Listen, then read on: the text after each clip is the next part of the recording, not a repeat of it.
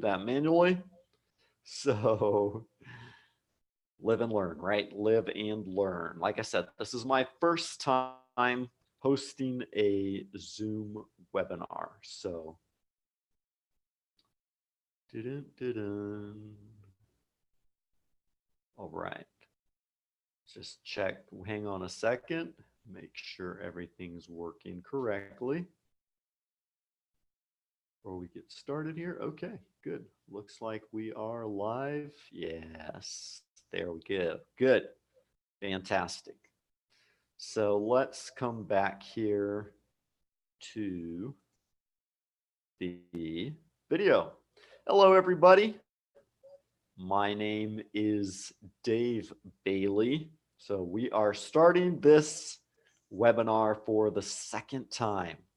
So for those of you who were watching on Zoom, we've already started, but I just realized we weren't live streaming. So we started that now. So more people will be joining us here through Facebook, Periscope, and YouTube. So hello, everybody. Welcome. One more time, let me just give you a quick, to show you how you can participate. So, like I said, here we have the davebailey.me/go/Zoom. If you are watching this live right now on Facebook, Periscope, YouTube, anywhere else, and you want to interact with us live through the microphones, you can go to this link and join us on Zoom to talk and chat. I'm going to be reading a short story that I wrote. We can discuss it. And also, if you are learning English, I can help you practice your English. Okay. So davebailey.me/go/Zoom to interact with us live on Zoom. You can interact with us on YouTube, Facebook, and Periscope through text, but on Zoom, you can interact with your microphone. All right. And this is the story that we're going to be working on tonight, davebailey.me/go/story. So that will redirect you. And this is where we are focused on. Okay, so let's do a new share. Let me share the screen that we're going to be working on the story. Here we go. This is the short story called What Goes Around Comes Around. All right. This is part of my Edge of the Universe series. This is a series of short stories that I'm writing set in a science fiction / fantasy kind of universe. And I'm writing a lot of short stories. Number one, to do character sketches, find out where the story is going. And number two, so that I can help you improve your English. All right. So I throw in a lot of vocabulary words and also various expressions to help you with your English. Words that I know that my English students would normally have trouble with. Okay. Any questions? If you have questions, hello, Wilson. Wilson Faustino says, good evening. All right, Wilson, hello, hello. Let's just jump over here so I can show you Wilson and answer him real quick. Hello. All right, so we're blasting that out to YouTube, Facebook, 3 different Facebook pages, and our YouTube page. Great. Hello, Wilson, and everybody else who is out there watching. Okay, so I'm going to start reading this story. Like I said, remember, you can watch the video. The video is me reading the story later. Don't worry about listening to it there now, but after our live is over, you can listen to it there, or you can click here and listen to it on SoundCloud, and you can actually download. Whoops, sorry guys, hang on. I am showing you the wrong screen here. Let me get back to the right screen. Boom, boom.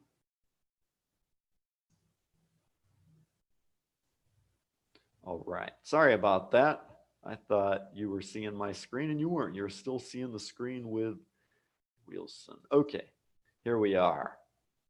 Okay, so this is where the story is. You can listen to it on SoundCloud and you can download with your with this link here, you can download the MP3 file to listen to.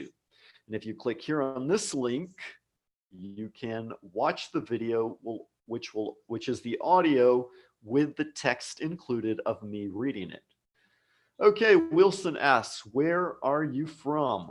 Where are you from? I am from Brazil, Wilson. Or actually, I am in Brazil right now. I was born in Orlando, Florida, but currently I am in Brazil.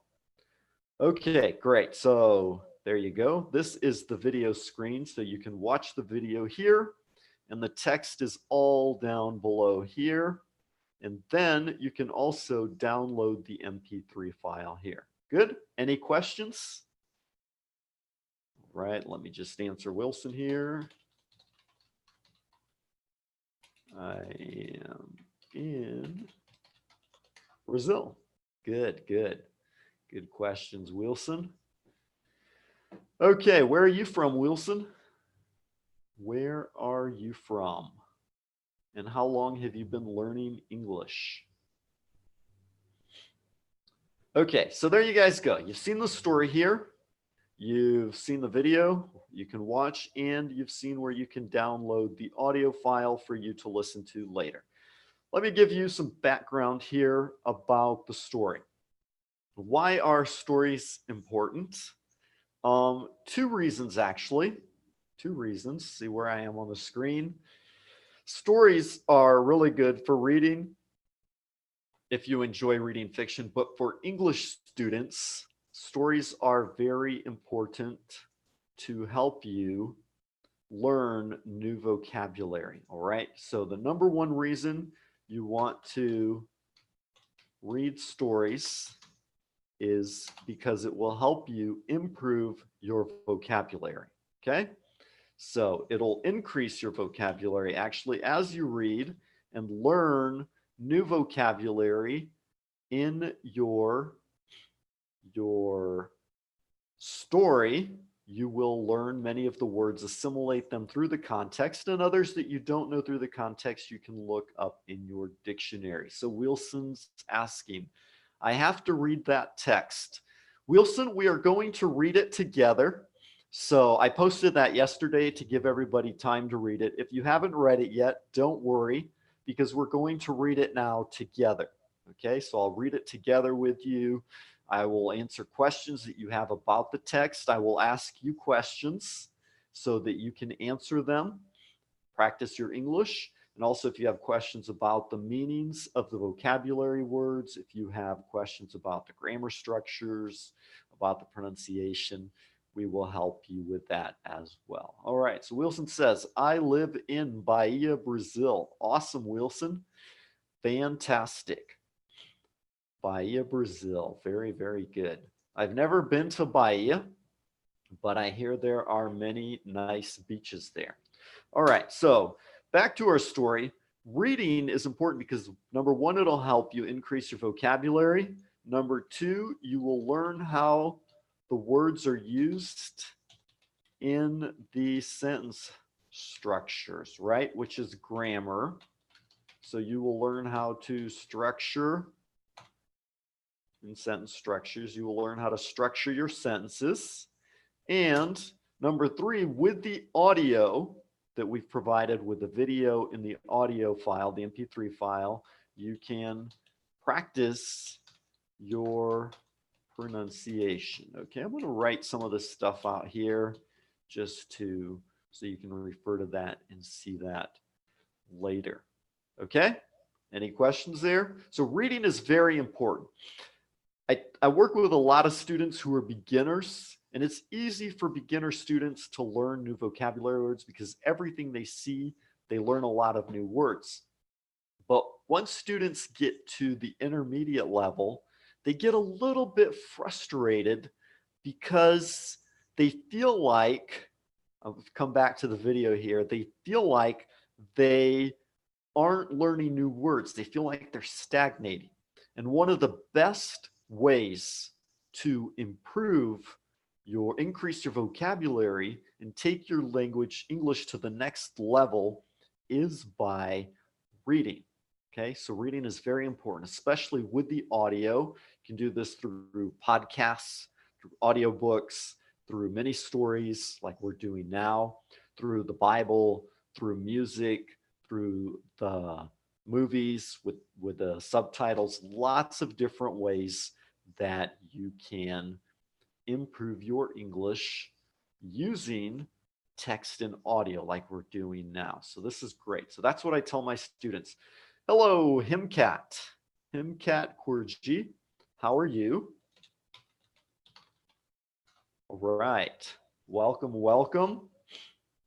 So we're talking about how to use short stories to improve your English. All right, Georgie. Hey, Georgie. How you doing? Hello, George. George is from Sorocaba. Sorocaba is a great city. I know many people who live there. So, great place. Fantastic. So, let's just jump back over here into the, let's see where I'm at. Turn on my, there we go. So that way I can show you back on the screen again. Hang on, bear with me, guys. This is the first webcast that I'm hosting, so I'm still learning here. Let me share the screen here just so we can see how everybody's doing. All right, so Himcat says hello. I'm doing great, Himcat. How about you? How are you? And George says he's from Sorocaba. So, all right, great, guys. Glad you're here. Welcome, welcome.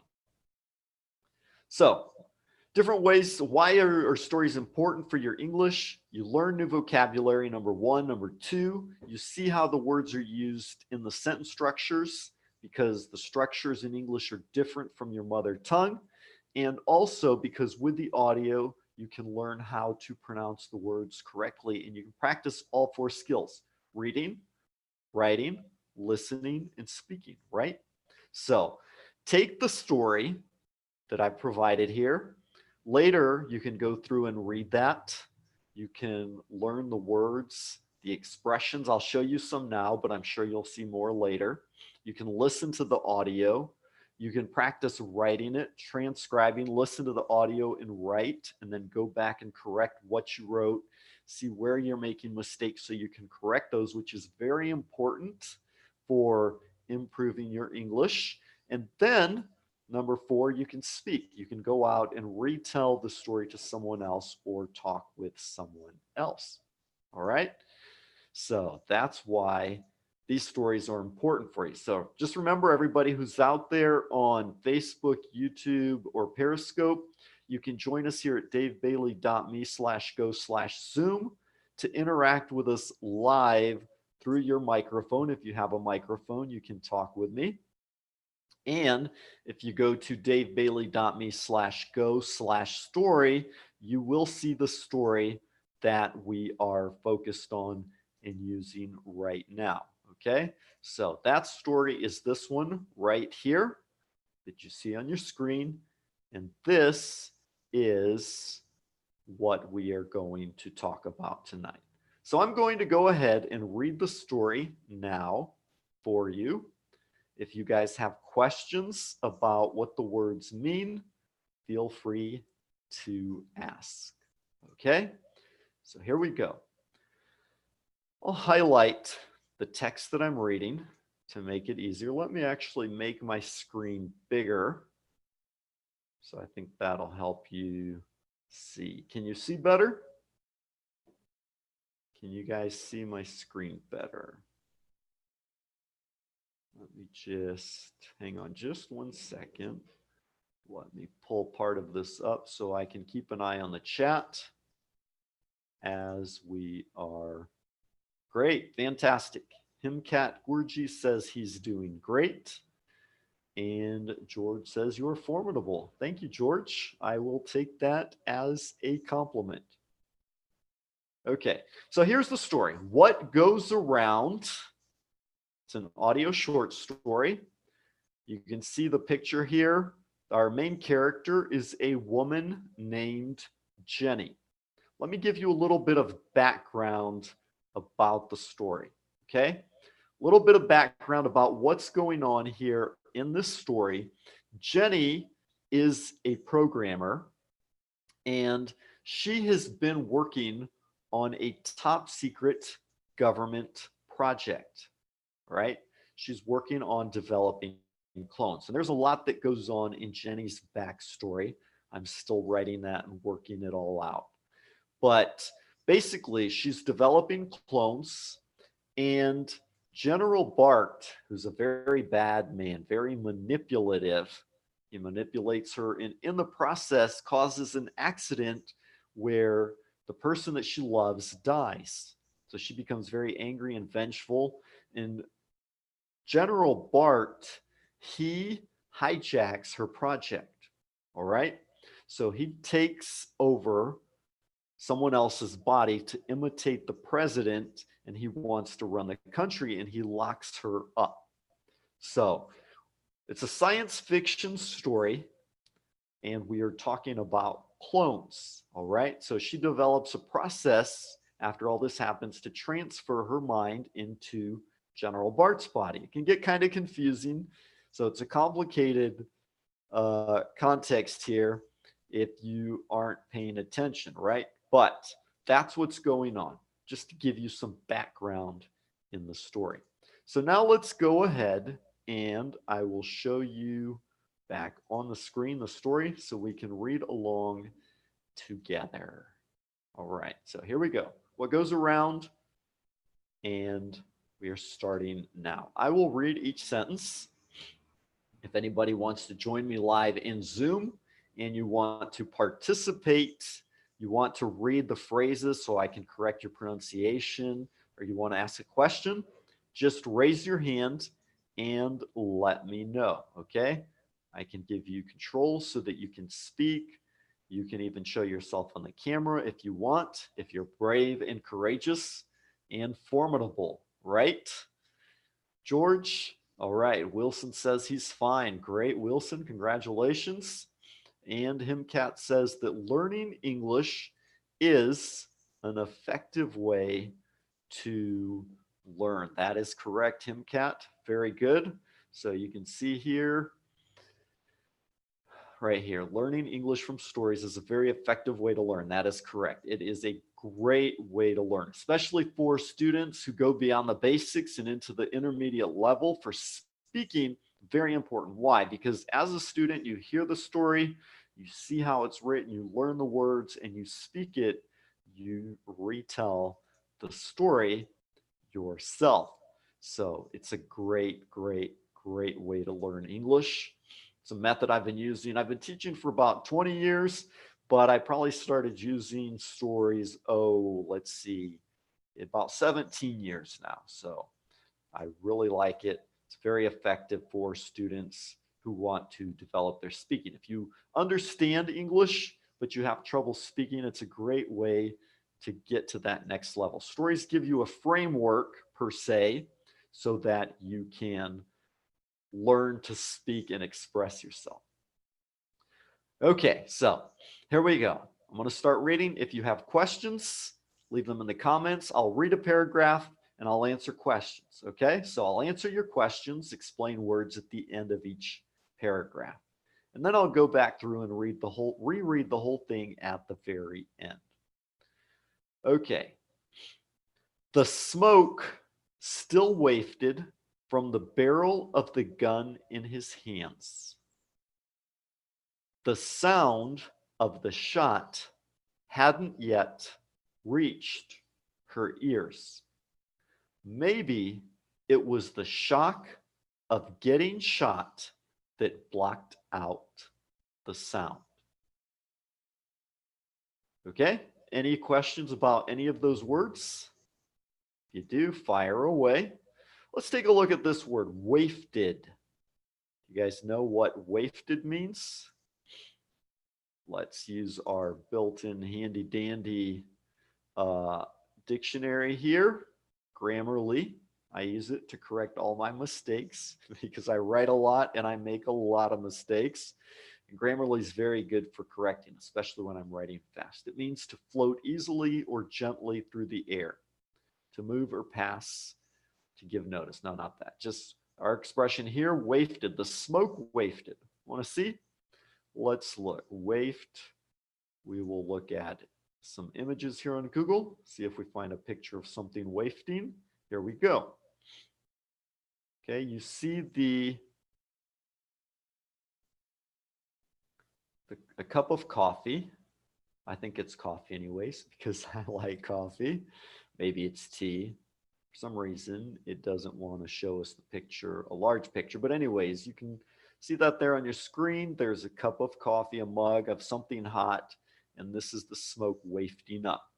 So in our story, the gun was shot and the smoke was wafting. The smoke was floating out of the barrel. Okay, no questions yet, so I'm going to read the next paragraph. Remember that later you can download the audio and listen to it nonstop without me interrupting you or talking about the meanings of the words. So you have both the video and the audio there here. So now's your time to ask questions and we can talk about this. Remember, if you join us on Zoom, you can interact, participate with me. I can let you read the sentences and we can help you correct your pronunciation if you want help with your pronunciation as well. Okay. So here we go. Reading the next paragraph. Jenny looked down at the small hole in her shirt, right? So the gun was shot, the bullet went off and it hit her in her side. Quickly turning red as the life-giving fluid seeped from her body. She reached down and touched it lightly, still not feeling anything. Surreal, almost as if she were in a dream. Right? Any questions about these words here? If you have any questions, feel free to ask. So the gun was shot, the bullet hit her in the side, and now it's bleeding. Her shirt is turning red, right? So red is the color. She reached down, she touches it lightly, but she's in shock. She doesn't understand what's going on. She still doesn't feel anything. It feels surreal, almost like she were in a dream. Okay, Himkat Kurji is asking, says surreal. You want to know what surreal means? Okay, so the word surreal means resembling a dream, fantastic and incongruous. All right, so if something seems surreal, it seems like you're in a dream. It seems like it's not real. Oh, look, now that we don't need it anymore, our picture of the mug comes up. So let's look for a picture of something surreal. There are some famous artists who, okay, here is a surreal art, right? So these images that are surreal, they seem dreamlike, they seem strange, they're not normal, not based in reality. All right, so what was the name of that artist? I forget his name, the guy that drew all these surreal artists. It starts with an S. What's his name? Let's go back to all to define surreal, having the qualities of surrealism, bizarre. Okay, so surreal means bizarre, strange, dreamlike. Let's take a look. Surrealist artist. His name is on the tip of my tongue, and I can't remember the name of, there we go. Salvador Dali. I knew it started with an S. I just couldn't remember it. So Salvador Dali was an artist who painted surrealist pictures, dreamlike art, right? So most of these images that we're seeing here are probably Salvador Dali pictures. All right, let's take a look here at questions, see if there's anything else. So, all right, Himkat Kurji, Surreal, Ramazan Kaplan. Hello, David. Your stories are great. Great. Thank you, Ramazan. I appreciate your kind words. Very nice. Let's go back to our story here. Let's go back to reading the next paragraph of our story. Remember, if you guys have questions, keep asking your questions. Later, you can listen to the story on the video. You can also download the audio here, right? The MP3. So now is your time to ask questions while we are doing this live. And if you join us here on Zoom, you can interact with me as well. You can ask questions. Let me add some text right here. This is where you can go. davebailey.me/go/Zoom.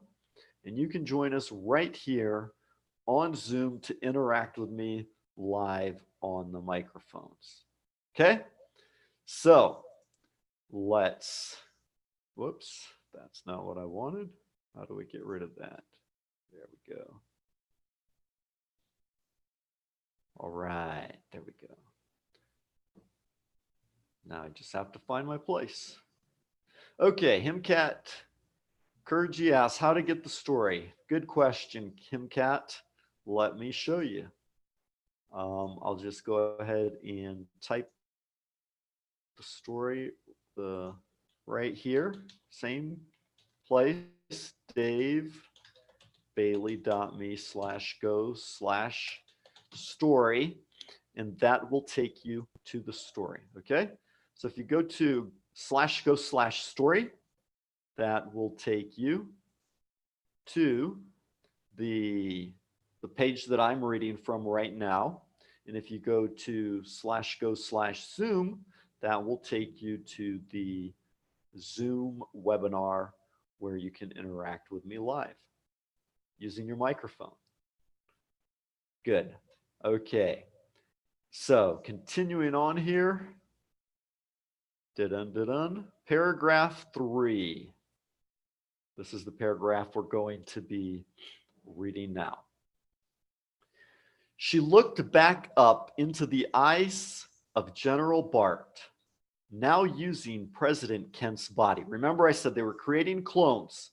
So General Bart transferred himself into President Kent's body, the President of the United States of America, and now he is controlling, acting like the president, even though the president is kidnapped back at the warehouse where they were doing the project. Remember, this is science fiction, okay? So I have a very fertile imagination. Just a fun story. So, just so you understand what's going on.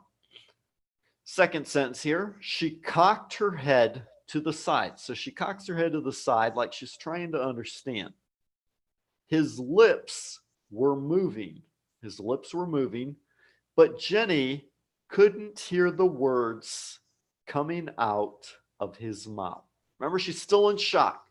He shot her with a gun. The smoke is wafting from the barrel. She sees the hole in her side. It's bleeding, but she doesn't really understand it yet. She's in shock. So he's talking, but she doesn't really understand the words either. So she was trying to escape. He came around the corner and bam, shot her before she realized what was going on. Any questions about the words in this paragraph here? If not, we'll move on to the next one. It sounded like he was saying, what goes around comes around. What goes around comes around. And it's an expression in English. It's like, if you give it, you're going to take it. It's kind of like, if you reap something, you're going to sow it, right? So if you do something to someone else, it's going to come back and happen to you, right? So that is the meaning of this expression. Let's see if we find other good expressions.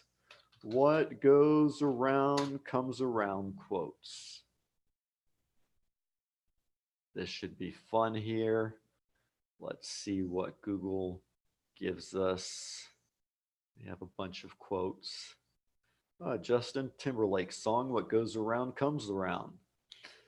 Let's see what else. What does it mean when you say that what goes around comes around? Informal used to say that if someone treats other people badly, he or she will eventually be treated badly by someone else. You should not mistreat people badly. All right? So that's what the expression means. People are asking, what does what goes around comes around? Written by Justin Timberlake, but that's the song. Is what goes around comes around true? This is a good question. The assumption is captured in the popular saying, what goes around comes around, and in the much older proverb, as you sow, so shall you reap, right? Sowing is when you plant a seed, and reaping is when it grows and you collect the fruit from that plant. All right. Dun, dun, dun. All right. So there are no other questions that look interesting there. So let's continue on with the rest of our story. Any questions about any of those words or expressions there? Anybody want to add anything? All right. Next section. Jenny had tried to shoot him earlier. Though she had missed, she looked back down at the wound in her side.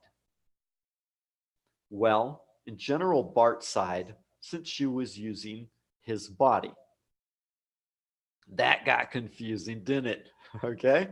So Jenny had tried to shoot General Bart earlier, right? So that's why he's saying what goes around comes around. You tried to shoot me. Now I'm going to try to shoot you because remember, she was working on the project. He hijacked the project. He took the president's body and he locked her up. So she transferred herself into General Bart's body and she escaped and she went after him and she's trying to stop his evil plan. So she tried to shoot him. She missed. She didn't hit him. And now he just shot her. So that's why I said what goes around comes around. So she looked back down at the hole in her side where she got shot. But it wasn't her side, remember, because now she's in General Bart's body, so it's actually his body. So that could be confusing.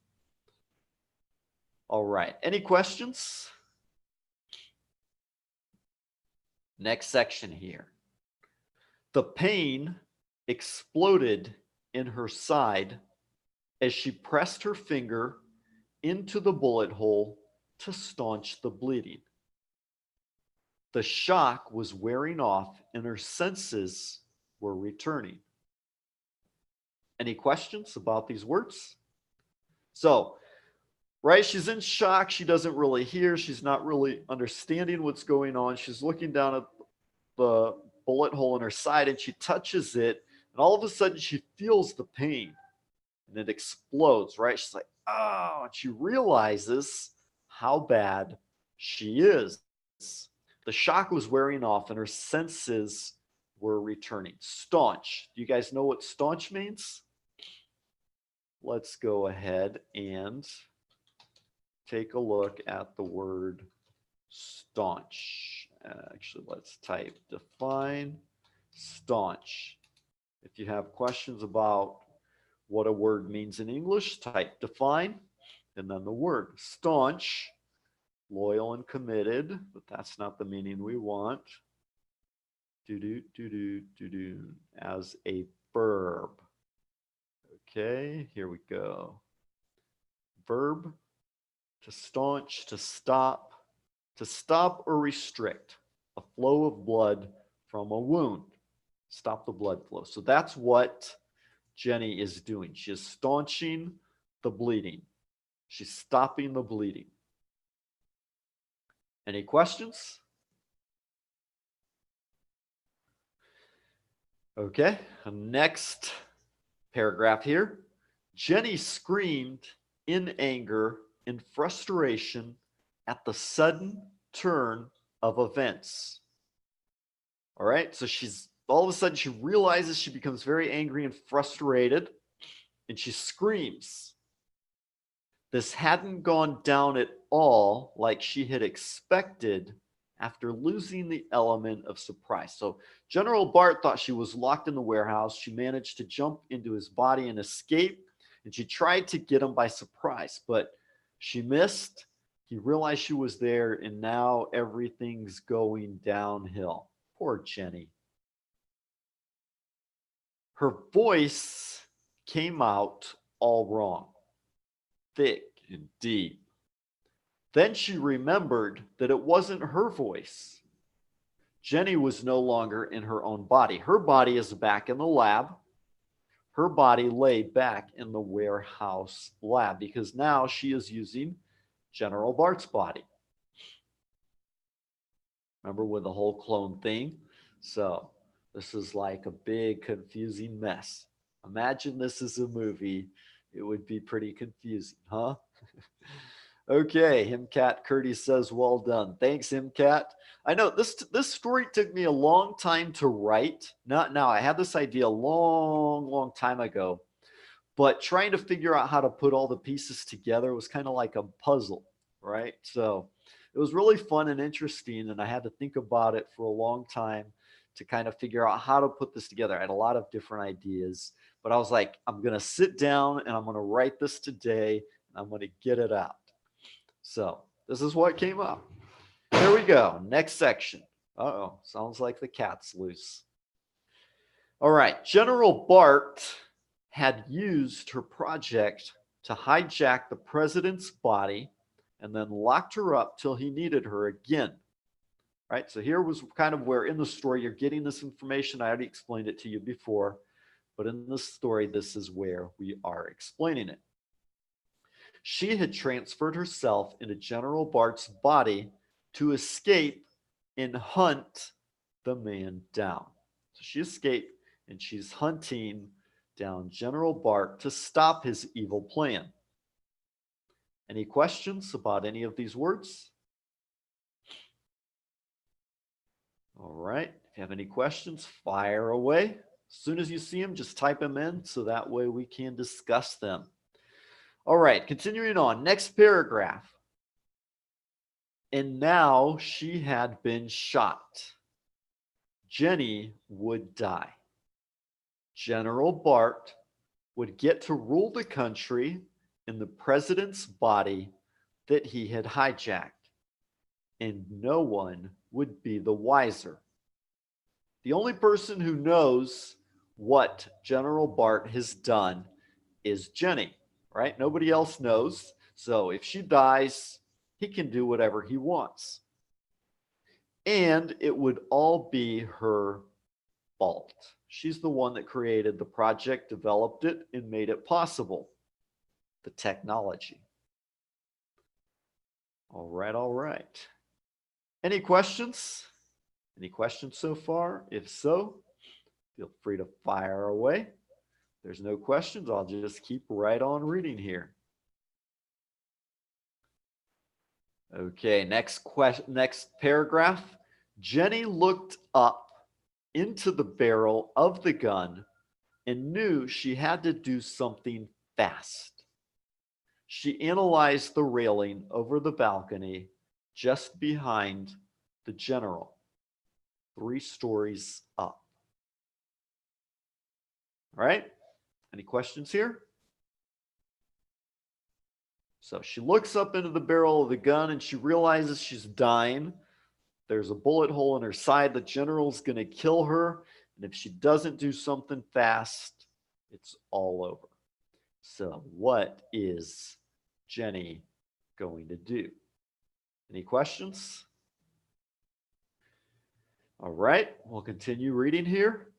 It would be painful, but as long as she didn't die in the fall, she might be able to pull this off. Uh-oh. What do you think Jenny is planning on doing? This doesn't sound very good. It's going to hurt. It's going to be painful. So she can't die on the way down, but as long as she can stay alive, she might be able to get out of this mess. It was her only choice. If she tried to transfer out now, he would simply call one of the soldiers back at the warehouse to locate her original body and put her down. So she's in General Bart's body. If she transfers back to her body, the general will still be there. He can just call one of his soldiers and tell them to go put her down. What does put her down mean? Do you know? Put down is a phrasal verb. Put down. When you put something down. Okay, there's several different meanings. Right here, look at number 3. Kill an animal because it is sick, injured, or old. So, for example, you say, I put down my dog. My dog was sick. My dog was old. So I put him down. It means that you kill him. It's a merciful way to kill them so that they don't suffer. So put them down in this sense means that General Bart was going to have one of his soldiers kill Jenny. Any questions so far? Next paragraph. Let's see if we have any questions. All right, no questions here yet. Good. So you guys are keeping up. Fantastic. If you have any questions, just keep firing away. We'll keep answering them. All right, so next paragraph. Jenny raised her hand in front of the gun as if trying to say something and slowly stood up. All right, so Jenny raises her hand. She puts her hand in front of the general so he doesn't shoot her again. Right, he's standing right there. He's still got the gun in his hands, and he's going to kill her. So she puts up the gun to stop him, like she wants to talk with him and say something because they've worked together for a long time. They know each other. So she stands up, and the general took a step back and relaxed his stance as he waited. So he wants to hear what Jenny's going to say. So he backs up, he backs away, and he relaxes to wait to let her speak, right? He's not a bad guy. He's just kind of bad because he's implementing his evil plan, but he's not mean to Jenny. Not too mean. He's going to kill her. I guess he's mean. All right. That's confusing, right? Okay, next phrase here. He grinned that same stupid, arrogant grin that she hated, gloating that he had had the upper hand the entire time, right? So the general's kind of like, yeah, I've shot you. I've got the gun. There's nothing you can do. I'm going to kill you. So go ahead. Say what you want to say. He's grinning at her. He's gloating. You guys know the word gloat? To triumph, to crow, relish, glory, revel in. It's kind of like you're enjoying that moment. Gloat. All right. Any questions? No questions. We'll continue reading. Next paragraph here. But as soon as she had risen to her feet, Jenny threw herself at him. Right? So Jenny stands up and she throws herself at the general. Now remember, the general is a big man and he's in the president's body, so now he's smaller. She was a small woman, but now she transferred into his body, so she's a lot bigger than he is because now she's in his original body. So confusing, but just so you understand what's going on. The general's original body that she was now in was almost twice the size of the president's body that Bart now possessed. All right? So she's bigger and she hits him. She's going to move him, right? Next paragraph. Jenny hit him hard, and it wasn't even much of a struggle to push him over the railing. So what? They're 3 stories up, right? and she pushes him over the railing. And now what happens? They're both falling. Uh-oh, this doesn't sound good. But it's her only option because if she stays there, he's going to shoot her with a gun, right? So she's got to do something desperate. Desperate times call for desperate measures. Any questions? No questions yet so far. Let's read the next paragraph. They both fell through the air. They both fell through the air. A quick, short free fall, 3 stories down. So they're both, she knocks him over the railing, they fall over the balcony, and now they are falling. They're both falling. Jenny relaxed her body and tried to land upright to take the fall on her legs with a roll to the side to protect her head like she had learned to do in her parkour training classes. All right. Does anybody practice parkour, or have you ever done any gymnastics classes? So when you fall, they teach you to roll, right? You jump off a building, you jump across one wall to another, or out of a tree, you hit the ground and you roll. So that's what she tried to do. She was pretty high up, 3 stories. What do you think is going to happen? I don't know if too much rolling is going to help her. All right, let's read the next paragraph. But it didn't do much good. Jenny's legs snapped under her before she could get the roll in. Her body basically just flopped to the side. But she was alive, and that was all that mattered. Remember, she's in General Bart's body, and he's a big man. So when she tries to fall and roll, right, to escape, but she hits, her legs snap, she breaks her legs, and she falls to the side. But she's alive. That's what's important. She just needs to stay alive to get out of this mess. So what do you think she's going to do? What do you think that Jenny is going to do now? All right, any questions here? No questions yet, so let's continue on reading, right? I got to learn how to use these controls better here on Zoom, but bear with me. I'm learning. I think we're doing pretty good for our first hosted Zoom webinar, right? Are you guys enjoying it so far? I hope so. I'm enjoying it. I'm having fun. So, continuing on, next paragraph. General Bart lay there unconscious. Jenny just needed a way to contact Al for him to pull her out of the general's body. So she needs to contact someone to transfer out of General Bart's body and back into her body. How do you think she's going to do that? She needs to contact Al, whoever Al is. We haven't seen him yet in this short story. So she half rolled and half dragged herself over to paw through his pockets for his cell.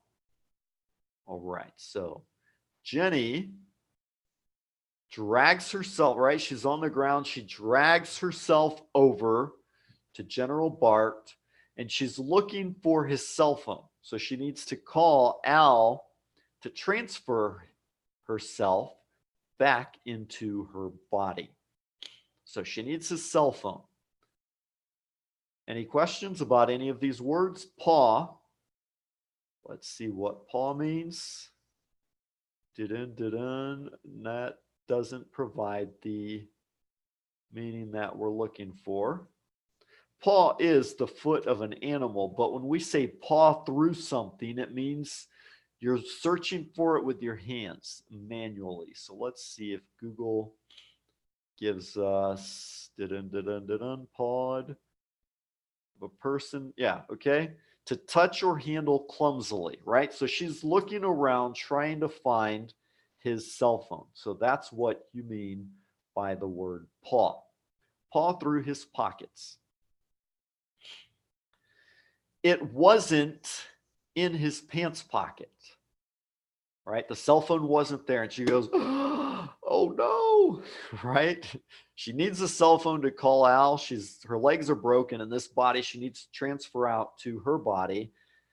But where's the cell phone? Her heart froze for an instant, but she continued searching and felt it in the inside pocket of his coat.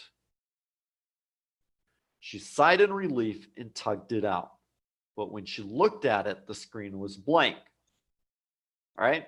So she paws around, feeling for the cell phone in his pants pocket, doesn't find him. Her heart freezes, but then she keeps looking. He's got a suit coat on, and she finds it in the pocket of his suit coat. So she's right. She pulls it out, but the screen is blank. Maybe the battery went dead, or maybe in the fall, the cell phone got hit and isn't working. So, oh no, more problems for Jenny. All right, any questions? Not, we'll continue on here. Jenny groaned as she tried to turn it back on. It took a few seconds to respond, but the screen finally lit up. She sighed in relief. Right? So Jenny groaned. She's like, oh no, the cell phone's not working. What am I going to do? But it did respond after a few seconds. She tries to turn it on. It comes on. The screen lights up. She goes, whew. Just then, the general came to and lay there stunned for a brief second before he let out a spew of curses between the screams of pain and anger. So the general's unconscious. He falls down. He's unconscious. Suddenly he comes to, right? And he realizes what's going on, and he's very angry, and he starts screaming at Jenny. He's cursing and swearing, but she doesn't let that bother her. She continues doing what she needs to do. She dials a number and she calls her buddy Al. She rolls away from him so that he cannot take the phone from her. She says, yeah, it's me. Get me out of here and put the general back where he belongs. So she manages to talk to Al. She says, transfer me from the general's body and put me back in my body. And then put the general back in his body, right? Take him out of the president's body, the clone, and put him back in his own body. Any questions? All right, continuing on. General Bart froze for an instant as he realized what she was doing. All of a sudden, he's like, uh-oh, trouble's coming, right? Poor Bart. He knows what's coming already. He says, no. Oh, she says, sorry. She's the one speaking still. She's on the phone. She says, no, leave the president where he is. His body is too far gone. We'll have to make him a clone, right? So she tells her buddy Al, don't mess with the president, right? The president's body's there, but don't transfer the president back in his body because he's going to be confused. He won't know what's going on. And because of the fall, his body's probably broke his legs and has some kind of problems as well. So don't mess with the president. Leave him there. We'll create another clone body for him. And then we will transfer him back into a decent body where he won't be confused or angry with us because of all this messing around. All right. Next paragraph here. You can't do that to me, the general screamed at her. You can't put me back in that body. My legs are broken and I've been shot. Right? Uh-oh, now he realizes the trouble he's in. right? He's screaming at her. If she transfers him out of the president's body and puts him back in his body, the body she's in now, he's going to have the hole in his side and his legs are going to be broken, right? It's going to be pretty painful. Any questions about any of these words, pronunciations? All right, next up. Jenny grinned painfully. You should have thought of that before shooting me. Well, I mean yourself, or whoever this body belongs to. This is so confusing, right? So Jenny says, right, what goes around comes around. He said it to her earlier. Now she's seeing it. Hey, you shot me. You should have thought of that before. So you shot me, but now that you're coming back into your body, this is, you shot yourself. So it's kind of confusing who this body belongs to, right? Any questions? You guys have any questions? Fire away here. Looks like we don't have any yet. So let's go back and we'll keep reading our story. Next paragraph. She closed her eyes and waited for Al to complete the transfer. Jenny grinned at the thought of General Bart waking back up in his own body, the one she had been using. Right? So she closed her eyes and relaxes. Now there's nothing else she can do. She just has to wait for Al to transfer her back into her body. So she imagines General Bart coming back into his. He's going to feel everything she's feeling now. And what happens? Jenny started to laugh, but it hurt too much. So General Bart asks, "What's so funny?" he growled. Jenny says, "Karma, baby. You reap what you sow. Literally, because you shot yourself. How's that for a taste of your own medicine?" All right, all right. There we go. Some great words, right? We talked about what goes around comes around. You reap what you sow. And the third phrase, karma, right? And then also fourth, a taste of your own medicine. So, do you know what all these expression means? Let's take a look here. A taste of your own medicine means that you created the medicine. Medicine usually tastes bad, right? Medicine doesn't taste good. We take it because we have to. So, if you taste your own medicine, you make the medicine and you don't care about the taste because you give it to other people. But when you get sick and you have to take your own medicine, then you don't like it so much. So when someone does something bad and then they get it back, they get a taste of their own medicine. Let's see what Google shows us about this expression. Taste of your own medicine. This will be interesting. Let's take a look at meaning. All right, so using the expression taste your own medicine to indicate that someone is sampling the same unpleasantness they've been dishing out to others. So they do bad stuff to other people, and now they're experiencing the same thing that's unpleasant. So I don't feel sorry at all that people are calling you names. You're getting a taste of your own medicine. Somebody's a bully, they go around calling people bad names. Then another bigger bully comes and calls them names. They get a taste of their own medicine. How does it feel to taste your own medicine? Should you give someone a taste? These are great questions. I love Google because of that.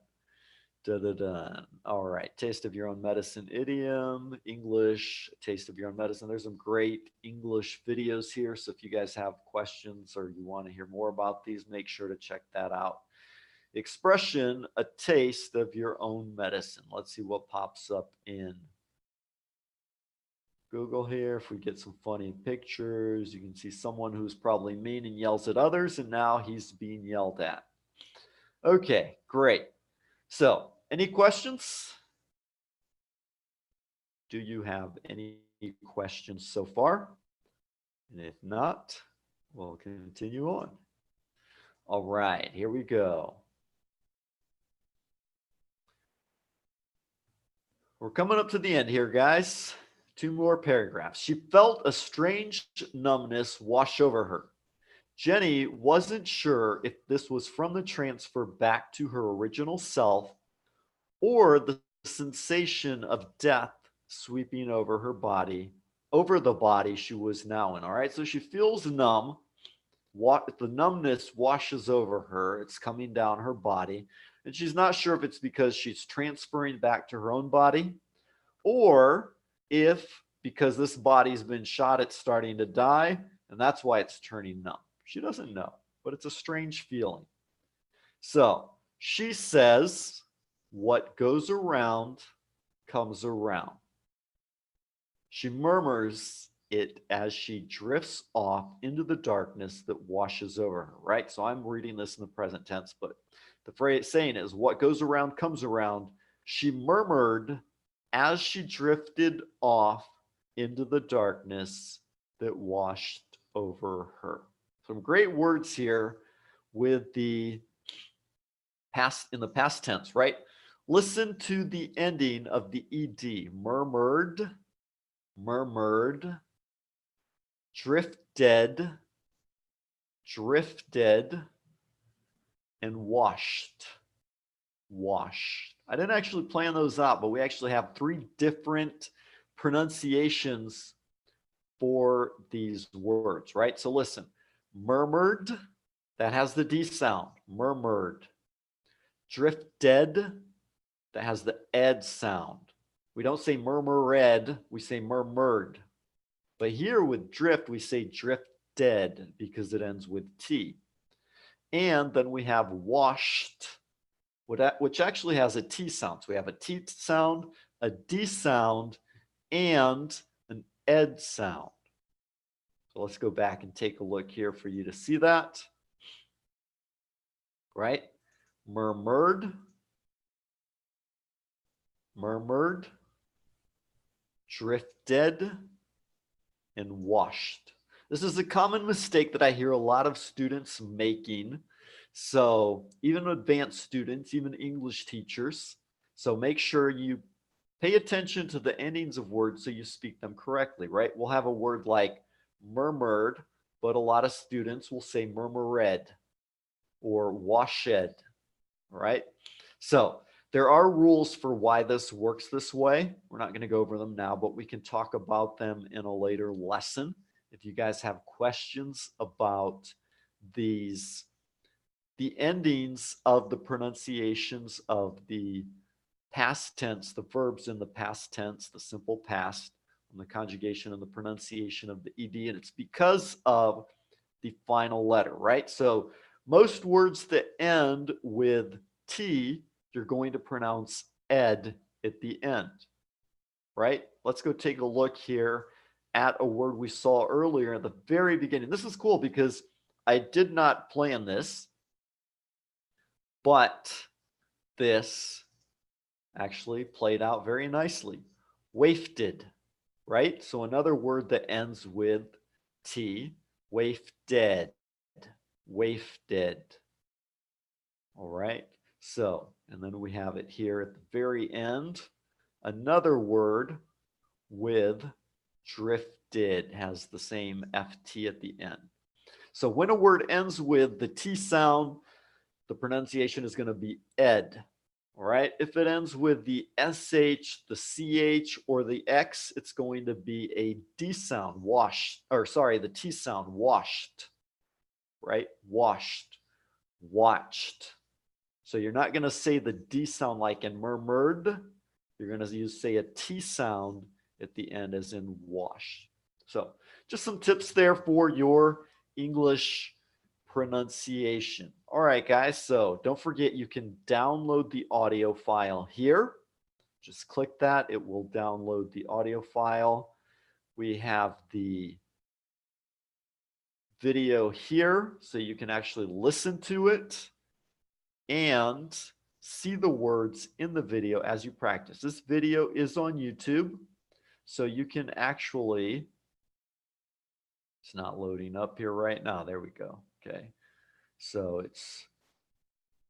you can actually listen to this story on YouTube. All right.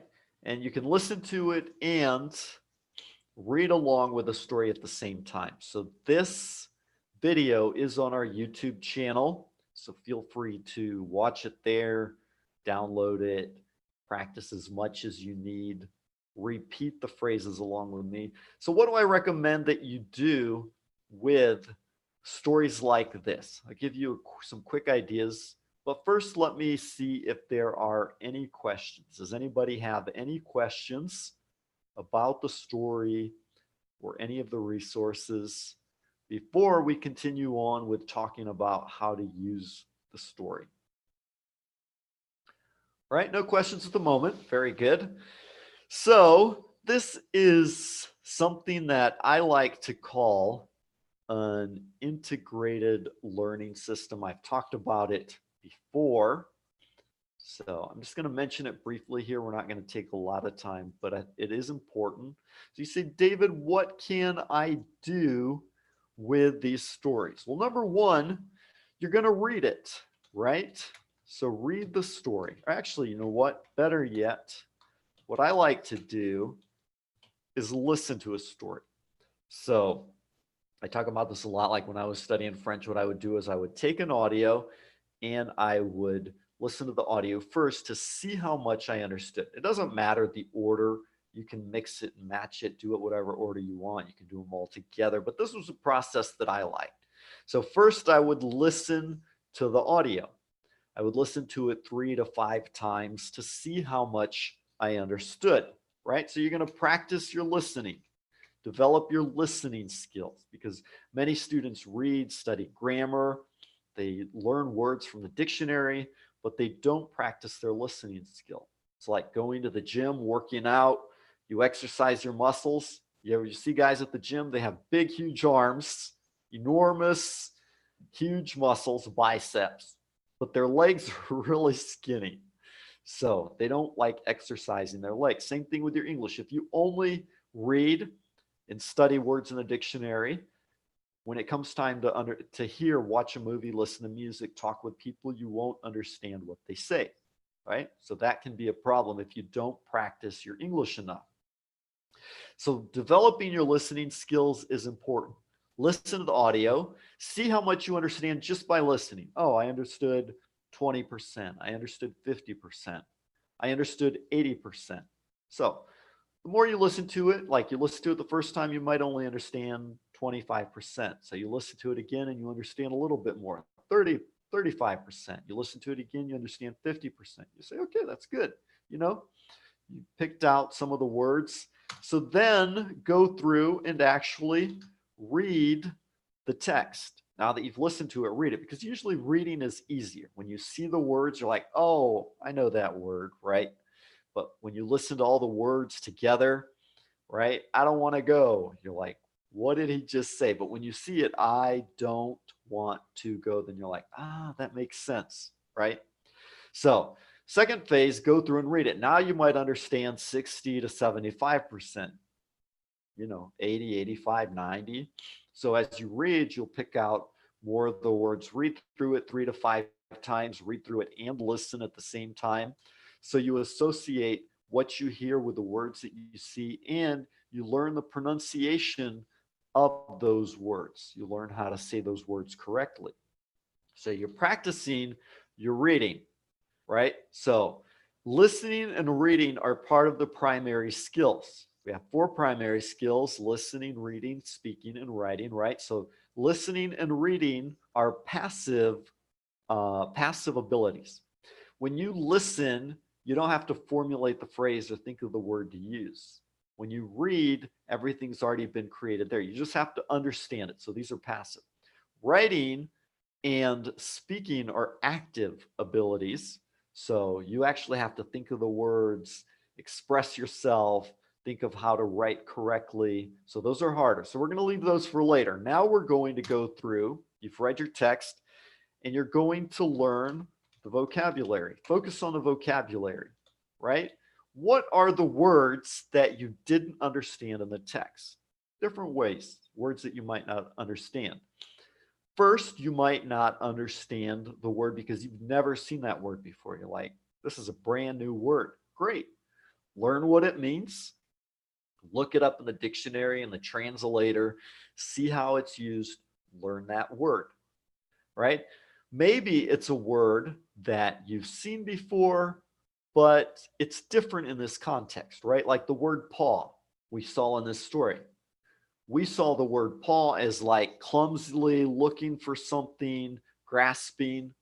So you know what that means now, but you hear it in another context. Oh, the dog's paw. And you say, what? How's the dog trying to clumsily grab something? No, paw is the hand or the foot of an animal, right?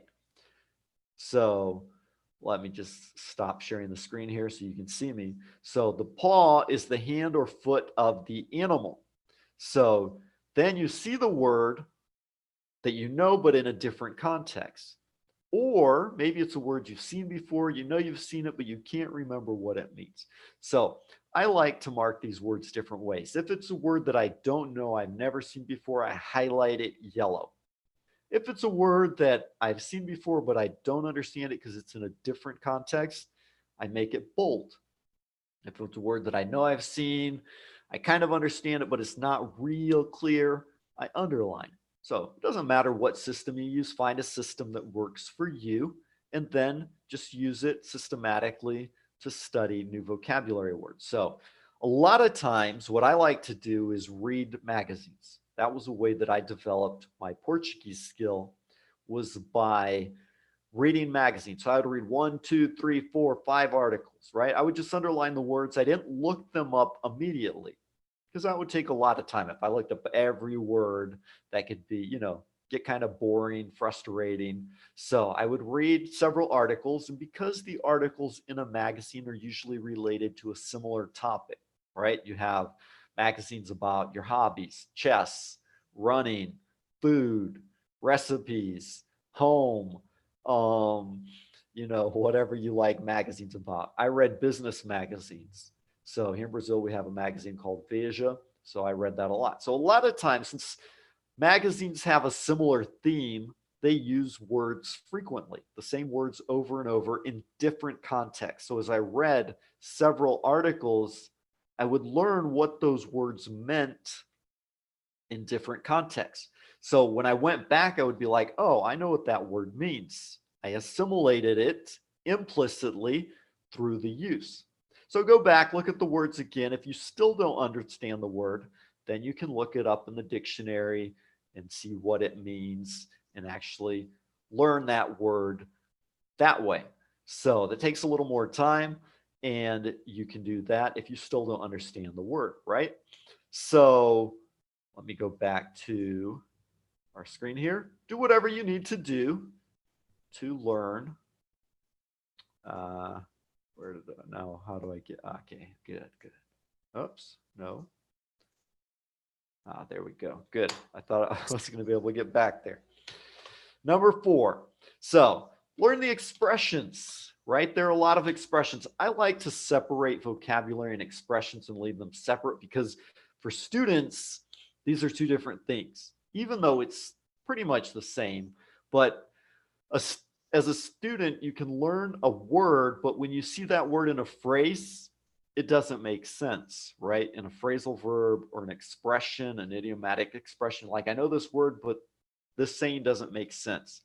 And because of collocations and the way words fit together, a lot of times you want to, hang on, we got a comment here from Thales Romão, who's saying, boa noite, tem algum jeito de aprender inglês rápido? Hello, Thales, good evening.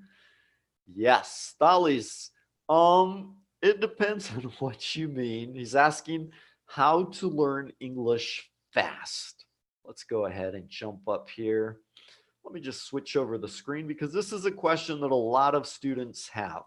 How do I learn English fast, right? Okay, so what happens is that Thalis, I don't know if we're going to be able to answer this question tonight, okay? The best way that I know is to learn all your skills together. There are techniques, there are tricks, there are methods, but basically, you need two things. You need to study and you need to practice, right? I tell my students there's no secrets.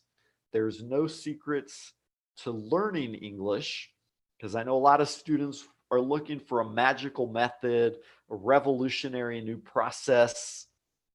And unfortunately, nobody can insert a chip in your brain and make you start magically learning English. So you have to study and you have to practice. You have to speak. All right. So there are different techniques, different methods that you adapt to and you fit to better. There are some techniques for learning, but the best way that I've learned is using text and audio, practicing learning, and developing all these four skills that we're doing together. I know that's not the answer you probably wanted to hear, but the way to learn fast is to intensify your time. For example, I have English students, an average amount of time for an English student to learn English, relatively well, to speak and communicate well. And let's say a B2 level, maybe C1, would be 3 to 4 years, right? So that's an average amount of time for a student to learn. But I have had students come in. I had one student I remember who came in, and in 10 months, he started from the beginning, and in 10 months, he was in conversation classes. Why? Because he was very dedicated, very focused. He studied and practiced every single day. So the secret to learning English is you need contact time with the language, study time, practice time. So let's say, for example, one person, I'm going to pick a student named Joe and another student named Bob, right? Or Mary. Let's say Mary. So Joe studies 2 hours every single day, right? Or better yet, 8 hours every day. He doesn't work, he just studies 8 hours every day. And Mary, person number two, comes in and she studies 15 minutes once a week. Who's going to learn faster? Huh? Joe, obviously, right? Because he's studying every day, all day. So the more time you study, the better you can learn. The important thing is to develop all of your skills simultaneously because I made a lot of students, not students, but like doctors and internet technicians. They read massive technical manuals and understand everything. They understand text that I don't understand. All right. Because they study the meanings of those words. So a doctor can read an entire manual in English and understand everything perfectly, even though I'm a native speaker, but I don't understand it using all those medical, technical vocabulary words. But if it comes time to speak a normal dialogue, a conversation, a doctor can't always speak. Even though he understands what he reads, he has trouble speaking. So you have to develop all these skills simultaneously, right? So let's go back to our screen. That's why I say it's important to develop all these skills together simultaneously, right? So as you study the expressions, learn how those words are used together, learn the expressions is very important. Then focus on the grammar. And by grammar, I just mean the sentence structures, right? I know we're going longer than I planned to because I didn't plan on telling you all this, but I think it's important. It's a good question. So we're going to talk about it briefly. So by grammar, I mean the sentence structures. As you read, as you see those words, how they're used, right? In Portuguese, we say o pássaro azul, right? The bird blue. But in English, we say the blue bird. So Brazilian English students look at the sentence and say, oh, the sentence is backwards, right? It's not backwards. It's just that the language structures are different. Portuguese and French are very similar in sentence structures. English and let's say German aren't so similar. but they come from the same background, so they're a little more similar, right? Whereas some language like Chinese or Arabic would probably be completely different. I've never studied Chinese and I've never studied Arabic, but I imagine they are very different language structures. But that's what I mean by sentence structure. I don't necessarily mean you have to go study the grammar rules. Important when you're more advanced, but like small children, right? Children, parents, like I'm a father, I have two kids. I didn't sit my kids down when they were babies and say, okay, my daughter, this is how we conjugate the verb to be, right? This is how we conjugate the verb run. Parents don't teach their kids grammar. Kids listen, they practice and speak, they make mistakes, their mother corrects them, and then with each correction, they begin speaking in better and better. When do kids study grammar? When they go to school, right? They go to school, then they learn how to read and write, and then they start studying grammar. So most of the grammar you know from your mother tongue, you know implicitly. You know how to use it by speaking, not because you necessarily sat down to study it and you can speak well. Then we study grammar to learn how to speak better, right? More correctly. So grammar is good. Grammar is important. But what happens is with a lot of students that I see is that they focus on grammar in the beginning too much. And then what happens is everything they say, they want to say it correctly, which is good, right? It's important to speak correctly. But English students get so worried about speaking correctly that they don't want to speak, right? I remember one time I had somebody come and said, hey, David, I'm working at the university. My area is one area, but they want me to teach English because I'm the one who knows the most, right? So I was like, okay, let's do an English test. Let's do a quick test and see how your English is. So I asked her a question and she went like this, asked me to pause, and she put her head down and it took her like a minute. She thought, I think she was processing what I was saying to understand it, translating everything in her head. And then she thought of what she wanted to say.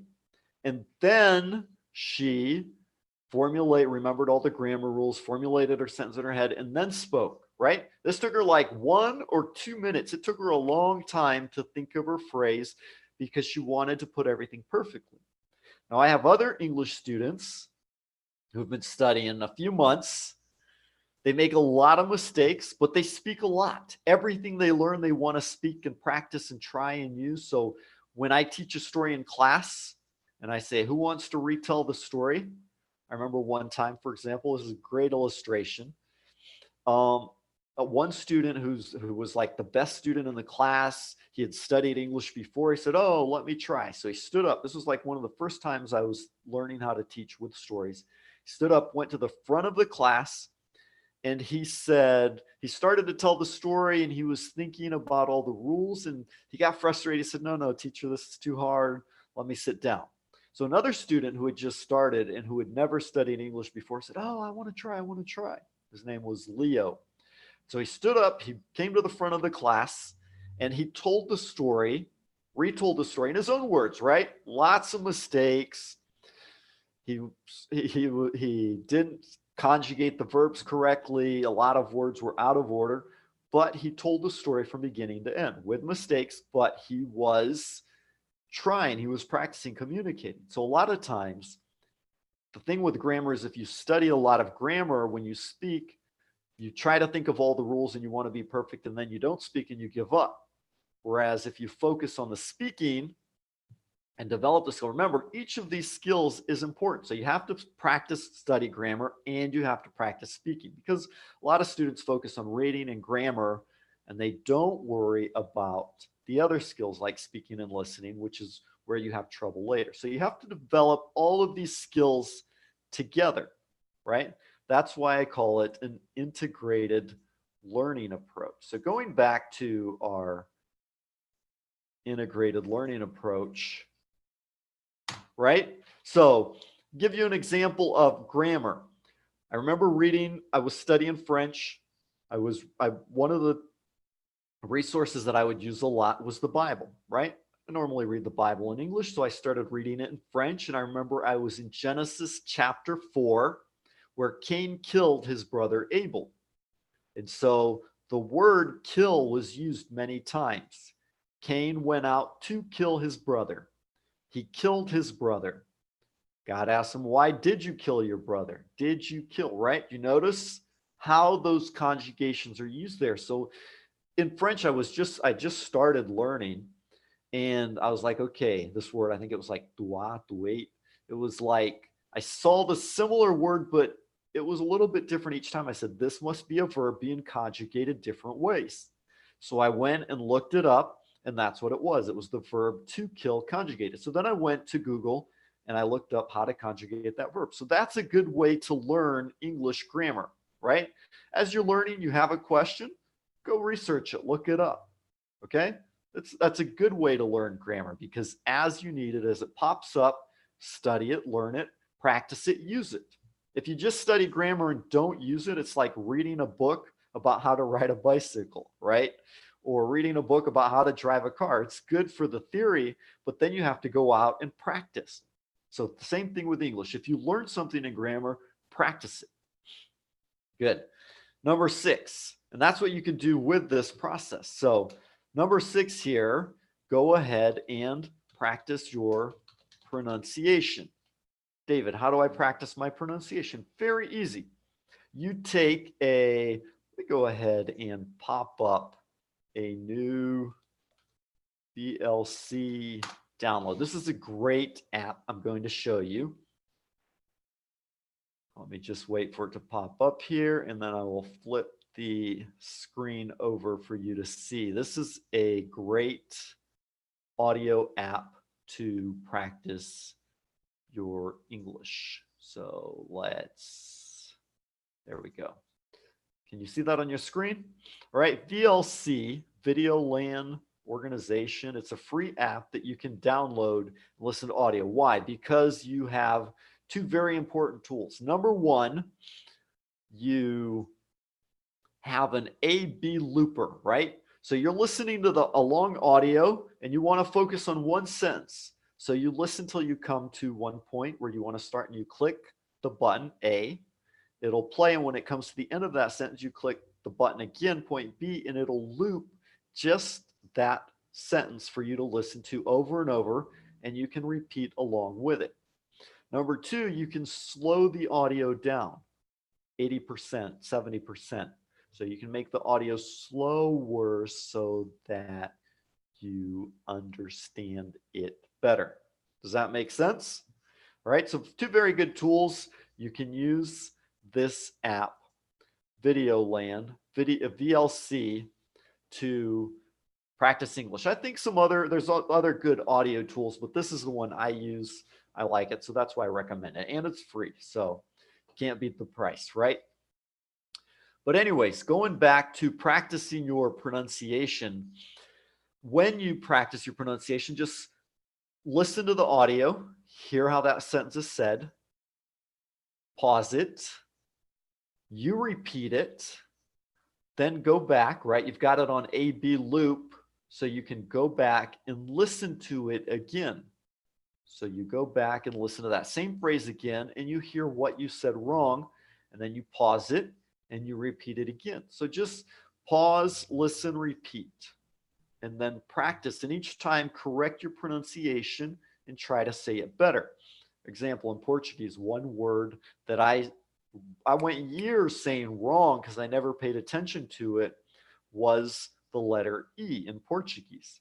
So, for example, one word that I spoke incorrectly was leão, which is lion.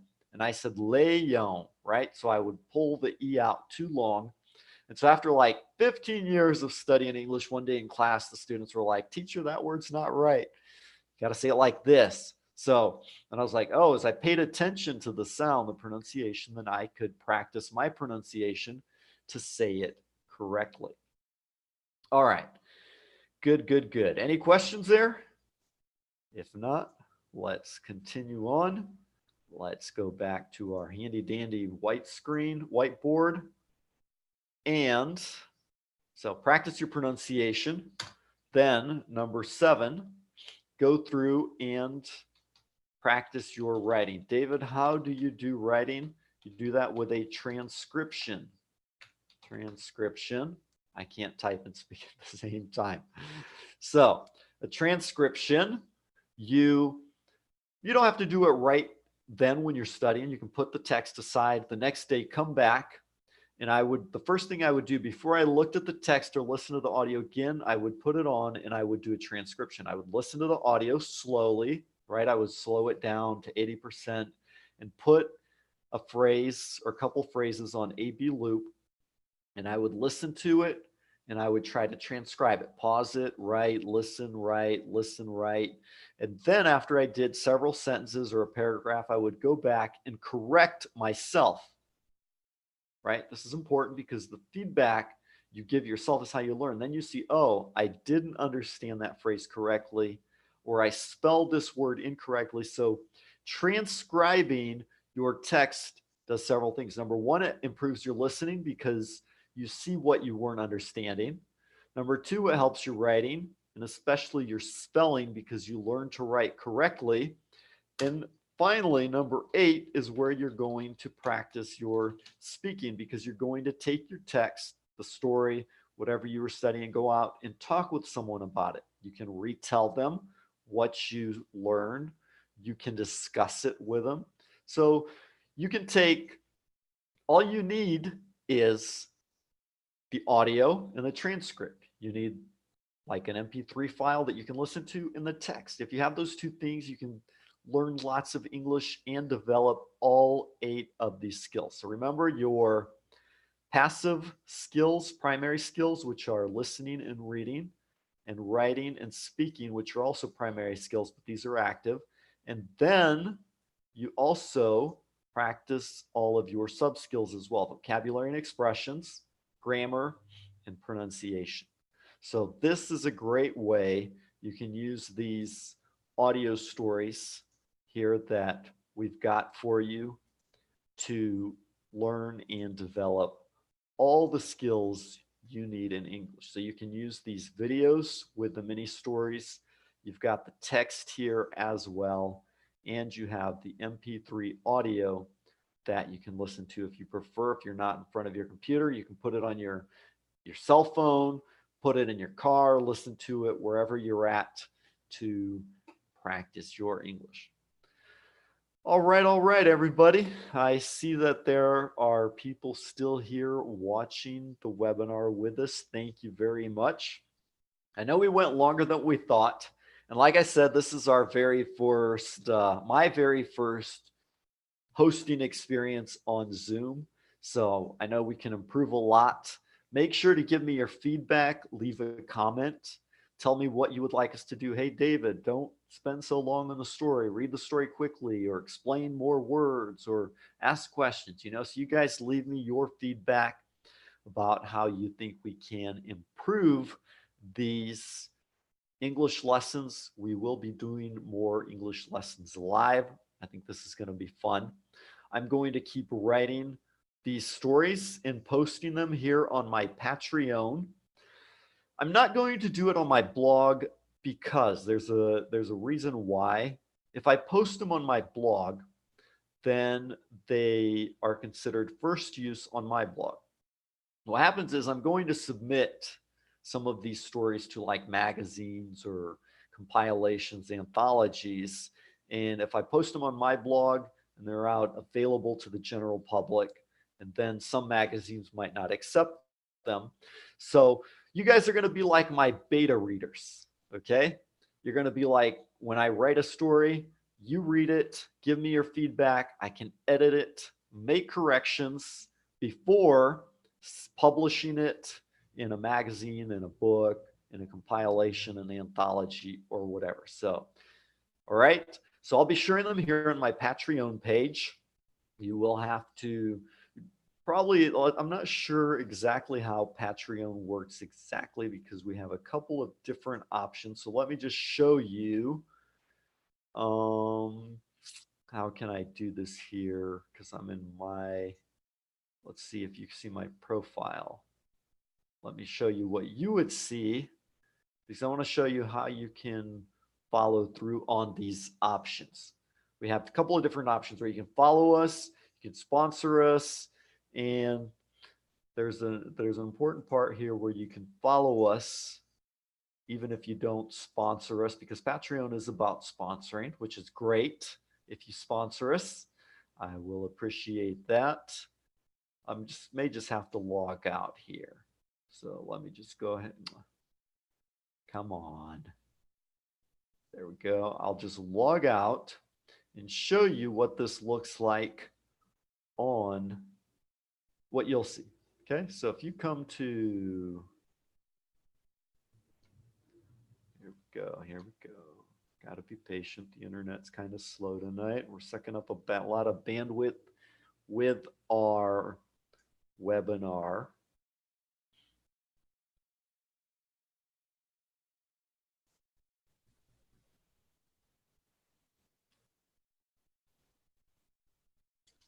All right, this is taking too long. So let me try just doing this manually. Patreon.com/Dave Bailey Me. That is my handle on almost all social media. Right, Dave Bailey Me on Twitter, at Dave Bailey Me on Facebook, at Dave Bailey Me on Instagram. So that's also my blog, davebailey.me. Anyways, here you go. Just come to Patreon. You'll see my page, patreon.com/Dave Bailey Me. And you can click the follow button so you'll be updated when I post new things. All right. Then, of course, we also have sponsors here. If you want to sponsor us for $1, you'll get extra writings and the recordings. You'll also get my RSS feed for audio. So you'll be able to download the audio files automatically in your RSS if you have like a podcast reader or something. And for beta readers and fans who sponsored us at a higher level, you will get early access to stories and some extra stuff. So we have a couple of different levels. I have been posting things here behind the scenes, English lessons, teach stuff for teachers, short reads, books. And most of the writing that I do every day when I write, I post it here on Patreon first. So this is where I post it. You can follow us or sponsor us. You can read it, give us feedback. Everything you do, even if you just follow along and read, is greatly appreciated, giving us your feedback. And that way, when I edit and make changes or corrections, because yes, I do make a lot of mistakes. So I always go back through, I do editing myself. I use Grammarly. I use different editing tools. And then before I actually record the audio, even when I'm recording the audio, sometimes I find mistakes. So it's just a process of perfecting the story and making it better. So you guys can participate with me as well. And then when we publish it in magazines or online in other places, it'll be perfect. All right. And you guys will have helped with that. So that's where you can keep up with us, and we will be doing more lives. Also, I will be publishing here on Patreon my schedule for lives when we do more Zoom sessions. So I do look forward to seeing you guys here with us in future upcoming lessons. So if you're watching this later, you're watching the recording, make sure to come here, follow us. That way you get the updates when we schedule new Zoom classes, and you can participate in the follow-up lessons along with us. I will be traveling at the beginning part of next week, Monday, Tuesday, Wednesday. So we probably won't actually have another live session until the end of the week, maybe Thursday or Friday when I get to my destination and settle down. But I will continue writing. I will continue posting here as much as possible during these days. So let's keep in touch. Make sure you follow me here on Facebook, Instagram, Twitter, LinkedIn, Dave Bailey Me. You can communicate with us that way. Send us messages, chat. If you have questions about stories, questions about improving your English, let me know. I look forward to helping you. I really enjoyed doing this Zoom webinar here. I appreciate you hanging out with us. Thank you very much. And I will talk to y'all next time. Bye bye.